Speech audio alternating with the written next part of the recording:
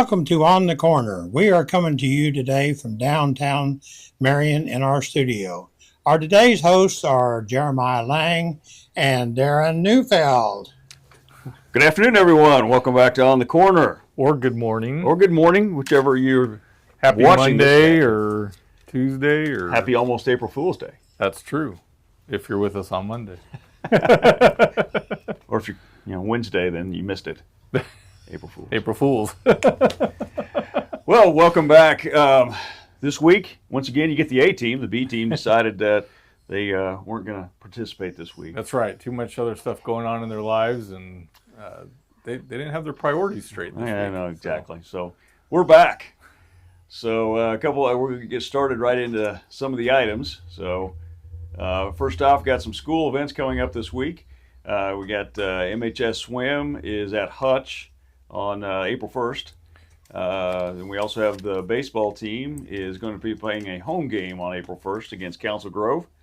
April 2nd, the Heart of America Art Festival is at Inman for the high school. April 3rd is golf tournament at Salina. April 3rd is also track at Hillsboro. Middle school track at Hillsboro. Oh, middle school. That's right, because it's always... Okay, if you're planning on anything happening weather-wise next week, April 3rd will be the worst day of April. Yeah, it could start off beautiful, and then there'd be 6 inches of snow by the end of the day. It's just the Hillsboro Middle School track meet. It's always has a way of sneaking up on you weather-wise. Or it'll be really cold in the morning, then there'll be a tornado warning in the evening. So who knows what's going to happen. So middle school track at Hillsboro on April 3rd. At April 5th is the Acacia Regional Solo and Small Ensembles, and I don't remember where that one's at. That is actually just down the street at Tabor. Okay, that's what I know. It typically has been at Tabor in the past. And then on April 7th, which is the following Monday, is the Honors Banquet. Marion Kansas sponsors that, and that'll be up at Eastmore Church this year. And if I remember right, I believe the count, because I had to sign all the certificates, I believe the count was about 85 high school students qualified for honors this year. So that's a huge, big increased number. So I know one. Congratulations to the high schoolers on that. Very good. Coming up in May, we're going to have the benefit auction for the Venduskas, for Madison and Mark Venduska. That's going to be held, I think, out at the county lake on that Saturday. So make sure, I think that's a Saturday, the 24th. Yeah. Make sure that you, if you need any more information, there's a couple of numbers that were posted on the screen. You can contact those good folks who are organizing that. Another way to support the Venduskas also is through the Lenten breakfasts, which are happening at the churches on Wednesday mornings this coming week. On Wednesday, it's going to be at Our Savior Lutheran Church. And all of the money that's being raised at those Lenten breakfasts this year is also going to help the Venduskas. Next up, we got April is Sexual Assault Awareness Month. Paint the town teal. First time we've seen this flyer up, so... says April 1st, grab a ribbon, scarf, paint, turn it teal. Denim Day is going to be April 30th for victim blaming. And then anything you take pictures of or share on social media, tag it to Safe Hope DVSA. And they've got an office here in town on Main Street. I think it's just right next to the bakery. CB Bakery. Yep. All right, we're going to turn to some news from the county, from the departments. The Marion County Department on Aging is always looking for drivers, volunteers to drive senior citizens to appointments. So if you have a clean driving record and probably a clean car, clean vehicle, and are interested in helping, please contact Lou at the number 620-382-3580. Coming up, well, I guess it'll be today, is the last day to file for the LEAP program, through, which is to help out with assistance for energy and gas bills for the lower income population. So that deadline is here. Make sure that you get that filed. The menu was just posted. This is a big one today. If your last name begins with the letter B, today is the last day to renew your tags on your cars. And if you're watching this on April 1st, you missed it. Yeah, but they'll still let you pay. So also coming up then here in the month of April, in the month of April, C&D will be due here in April. So keep that in mind as the year moves along. That's right. Did you know that driver's license renewals for Marion County residents are done by appointment? When you call, we will tell you what you need to bring along to your appointment and schedule a time for you to come. There's no waiting in line, so don't just go to the courthouse and show up. Make sure you call first.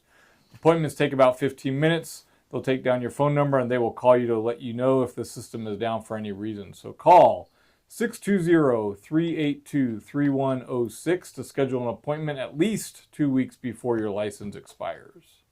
Marion County Health Department, if you're watching this early Monday morning, you still got time to go to the open house, which will be 10 to noon on the 31st. There's going to be presentations, refreshment, tour of that new space. If for some reason you missed that open house, still go visit them. I'm sure they would be more than happy to show you around if they can, depending on what else is going on in the facility at the time. But it's definitely a nice new facility for the county and for anybody that has to go visit there. That's good. Let's see. Becky, a field technician, she went to a soil profiling class in Emporia, learning to distinguish soil horizons, types of soils, and the effects of soil conditions on wastewater system implementation. We're going to get clear down here to a spot. We've talked about this the last couple of weeks. We're going to continue to mention it. There is some grant money available through the county for anybody that has a failing private wastewater system out in the county. It is an income-based program, but if you feel like you're starting to have problems with your either pond system or if you happen to have a leach field, go ahead and give Planning and Zoning a call or the Environmental Health Office there in the Planning and Zoning Office. Coming up on, April 5th from 7 to 11, the County Park and Lake is going to hold the 15th annual John Wayner Heated Dock Fishing Derby. If you want more information about that, you can call the Lake office at 620-382-3240. Registration is required, and there's a reduced fee if you register early. Proceeds are going to be used to upgrade the heated dock. Road and Bridge, always still looking for full and part-time employees. This includes seasonal positions for the rest of the spring and summer. The information is on the website at marioncoks.net, or if you want to go ahead and contact the department, that number is 620-382-3761. Did you know open burning in Marion County is regulated and requires permission? This includes the burning of brush piles.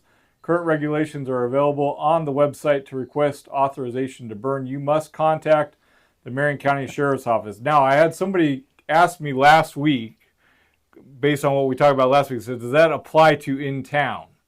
And I said, no, if you have it in an enclosed circle or a fire circle. What the fire chiefs have said here in town is if you're in a fire ring, this does not apply. Right. So just if you're in town, you can burn yard debris and things like that, not leaves, but you can burn some limbs and stuff in a ring. But yeah, just it's open. Got to be in a ring. If you're doing open burning, especially if you're out in the county, you just need to call that in. And this totally applies to you. I have a big ring. Yeah, the perimeter of your property. Oh. Talked about the Sexual Assault Awareness Month already. Yep. And there's another thing I know coming up also. I don't remember the date. I was going to look it up before we got here. The city cleanup. That's going to be the first week of May. May, okay. So let's tag on to that just a little bit, because coming up at the end of April is going to be the citywide garage sales, yard sales. Yes. And that's part of this great big Great Bend to Marion Highway 56 Scramble. Yeah. So if you want to get connected with that, you can reach out to myself or Shannon Cooper or Margot at the city. We can help you get connected with Ben Coffey to get registered. But then and the cost for that registration is $10. $10 for and that gets you free advertising on all the social media on what's going to be hundreds and hundreds of garage sales and other sales across 100 miles. 14, 15 cities. Yeah. It also gets you a yard sign for that day, plus $3 of that $10 will actually come back to the city of Marion from that organization. So right. And then coming up in May is the citywide cleanup. So what you don't sell in your yard sale, you can put out for cleanup week. I know as in the past, anything will be allowed to be put out there. If you have large appliances or large furniture, you need to call the city separately ahead of time because when the truck that will be coming around to do the normal pickups won't be able to handle or hold that stuff. So they'll send a special vehicle to collect any old appliances or large furniture. And I think no demolition. Right, that's correct. No demolition material. Yep. See, that took care of this. A few things I know about the city stuff right now. I don't know of any other city events coming up. Out on the far horizon, which we say far, a couple months down the road, Chingawassa is coming up June. Okay, now I forgot the dates. June 3rd, 4th. It's the first June 6th, 7th. 6th, 7th. Okay, it's Chingawassa. So just think about that stuff and start preparing yourself for the events that are all going to be there. There are some new events I've heard this year. We don't have the full listing yet that I've seen. That's probably out there. I just haven't gone to look at it yet. But I know there are some new events coming along with that this year. Darren, remakes. I was wondering if you could talk about Reality Yes. U. I was going to go ahead and mention this last Monday. USD 408 actually got a hold of a group. They're with what's called the Pando initiative. It's a group that's they actually based out of Wichita, and the program they put on is called Reality U. And we had about 30 community members that were there to help run the side of it. And it's a program where they were kids from the classes, and it was targeted for 8th graders and sophomores, but juniors and seniors also got to participate this year. They actually, ahead of this event, they went online and took like an online survey. They got to set up, the whole focus is they're going to be they're 26 years old as they come to this event. And at 26, you got to get to pick your career based on what your current GPA level is in school. And you also got to pick your future and say, hey, yes, I want to be married by 26. No, I don't. I want to have kids. I don't. I have pets. Those type of information. And so when they arrive at the event, they're either paired up if they're going to be married with another student, or if they're single, then they get to go around separately. But there's all kinds of booths set up, and the community members were the ones that ran those booths. Such stuff as housing, insurance, childcare, car, student loans. All these, there was 12 booths set up around the perimeter of this, and they literally they started out with a salary based on their what the career they were going to have, and they actually had to go to these different booths, and the people at these booths would sell them your food package for the month, or your housing, or your car. And so they started deducting this stuff, and why it was called Reality U is it was very eye-opening for these students to realize on a month-to-month basis, it's not cheap to live. And how am I going to think about this and structure this? And so I was fortunate enough, I got to sit at the table, oh no, I'm in trouble, I need help table. So they would come to us and say, okay, I'm out of money. So they would come to us for a second job. And so we'd give them another job. Doing payday loans? Well, no payday loans. It'd be a second job, but then they had to decide, hey, I'm willing to give up a weekend or a night or shift work at night to earn some extra money to help offset some of these expenses. And so what it was, we talked to the program director that was here from the Panda Initiative, and he said they like to do it with 8th graders and sophomores. And then if they'd come to a school every year, you get, of course, a new group every year. But then 2 years down the road, those 8th graders are sophomores, and they're coming to do it again. And it's one of those reinforcing exercises where now once they've seen it 8th graders, when they get ready to do it as a sophomore, they start remembering some of the things that happened. Well, then 2 years later, as a senior, some of the schools actually bring those seniors in to help out the community members in the behind-the-scenes part of it. So once again, those seniors, as you're preparing to go off to college or out into your career, it's a better reinforcing, better remembrance of, oh, hey, stuff I got to really think about. So it was a real good program. They said currently, I think they say they do about 100 schools per year. This is the first time Marion's done it. And I know in talking to both the superintendent and principal, they would really like to continue to do it every year. And I talked to multiple students this week. It happened on Monday, And throughout the week, Tuesday through yesterday, I'd see some students that I saw at the event, and I'd ask them, "What did you think? How did you feel about it?" And I was very impressed. I was real worried that the eighth graders coming through, they might not be as mature enough to handle some of this type of stuff. But it was very amazing that day. Some of them treated it almost like a game at first, and then as they started getting into it, realizing, oh, hey, this is kind of a game, but yet it's real life. Yeah. So I was very impressed at how well they handled it all, and I definitely recommended to the administration, hey, let's find a way to keep this going. And that's what feedback I got from the kids too, is, hey, that was really eye-opening. It was very good to see. Nobody realized as a as a teenager, nobody realized how expensive childcare is, or insurance, or the fact that, oh, hey, the car I choose is going to end up determining my insurance value, or the home I choose drives my insurance up. So those type of factors all of a sudden really played into their thought processes. The nice thing with the middle schoolers was, with the eighth graders, that we had a longer session with them. They actually had the opportunity, the morning with the high schoolers was a little more compressed, but the eighth graders had a chance to come back and say, hey, I want to pick a cheaper car. Hey, I want to pick a less expensive house. And so they got to see how that impacted them and their overall finances. And all of a sudden they realized, oh, hey, by doing a couple of those things, I now have some money left over at the end of the month. And they had a chance, not very many people got to do this, but there was actually one table, one booth where they could actually go invest money then. Nice. So it was a very good exercise. I really hope, it's called Reality U, and I really hope the school district can continue to do that in future years. Great. So, Well, I'm glad you could participate. yeah, it was really good from my standpoint. I'll definitely volunteer to help out again if it comes back. Very good.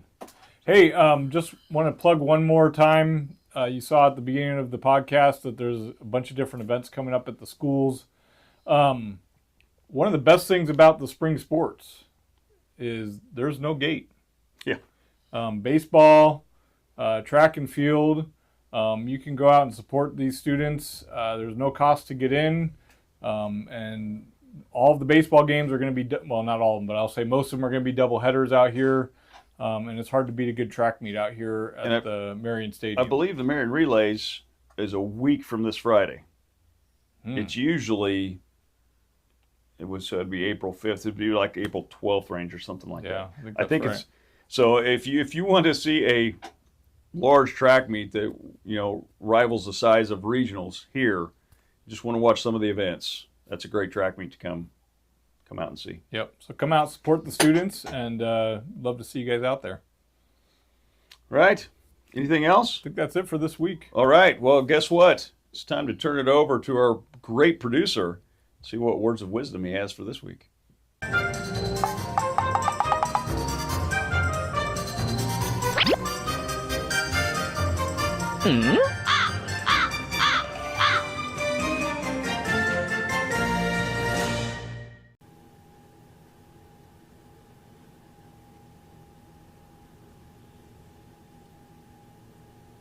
Today, I would like to share some information about something that is going on right here in our county. That is child hunger. There are many children that do not have the amount of food they need. These are some of the things that affect these children. Child hunger has profound effects on both education and health. Hunger impairs brain development, leading to difficulties with memory, concentration, and problem solving. Hungry children often struggle to focus in class, leading to lower test scores and higher rates of absenteeism. Hunger can cause anxiety, depression, and behavioral problems, disrupting not only the affected child's learning, but also the classroom environment. In health, malnutrition weakens the immune system, making children more susceptible to illnesses. Chronic hunger can lead to stunted growth, development delays, and increased risks for chronic diseases later in life. Addressing children's hunger is critical for breaking the cycle of poverty and ensuring a brighter future for the affected children. There are several programs and initiatives aimed at combating child hunger in Kansas and across the United States. We are celebrating the impact of the Marion County Food Bank. Since its establishment in 2015, Marion County Food Bank has been a beacon of hope and generosity. What started as a humble operation in a small filling station has grown into a vital resource for our community. Thanks to the $174,000 in grants that we received and the additional $100,000 we raised locally, we were able to build a 50 by 60 foot facility 4 years ago, a testament to the power of collective effort. Our food bank serves the residents across 12 zip codes in our county. In 2014 alone, we provided assistance to 4,189 households, which makes a total of that of 10,519 individuals. If we break that down, that's seniors about 2,179, adults 5,612, and our children 2,728. Distributed a staggering 156,270 pounds of food to those who were in need. This achievement wouldn't have been possible without the selfless dedication of our volunteers and the unwavering support of our monthly donors. Local churches play a pivotal role as well, with Giving Sundays held throughout the month. A special shout out goes to Alney Bible Church, who recently, last Saturday night, had a beast feast, and they raised an incredible amount of $10,000 that all goes to the food bank. Events like the Hillsboro Toy Run also contribute essentially donations, demonstrating how creative and compassionate fuel our effort. We cannot thank our community enough for their generosity. Every dollar, every can of food, and every hour of volunteers truly makes a difference. Today we are not only feeding families, but also strengthening the spirit of Marion County. We are trying to help feed as many of these children as we can. If you know of any child that is in need of help, please let one of our volunteers know. Once again, a big thank you for helping us out.